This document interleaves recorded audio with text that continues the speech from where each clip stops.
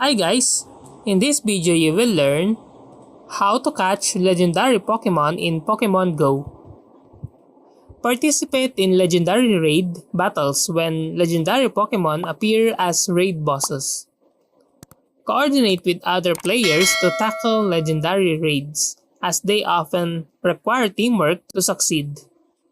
Build a diverse team of Pokemon with type advantages against the legendary Pokemon you're targeting.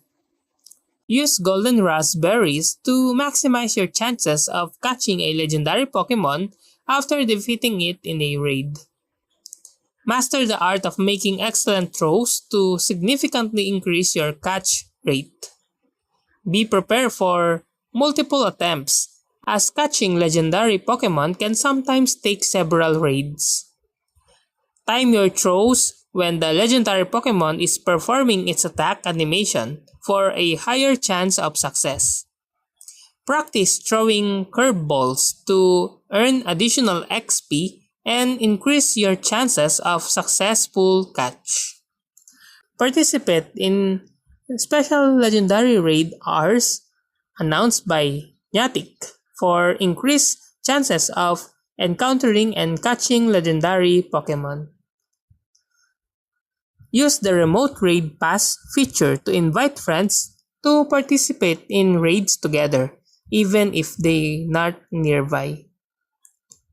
Utilize third-party apps or tools that help you find and join remote raid groups for legendary raid.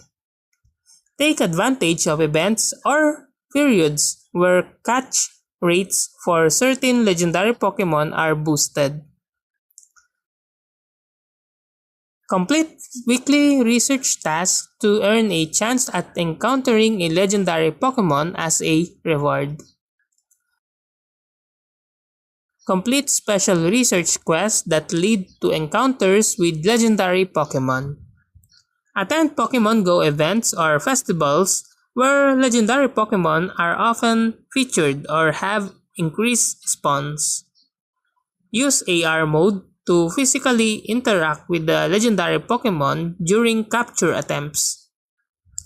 Earn as many Premier Balls as possible during raids by contributing significantly to raid battle.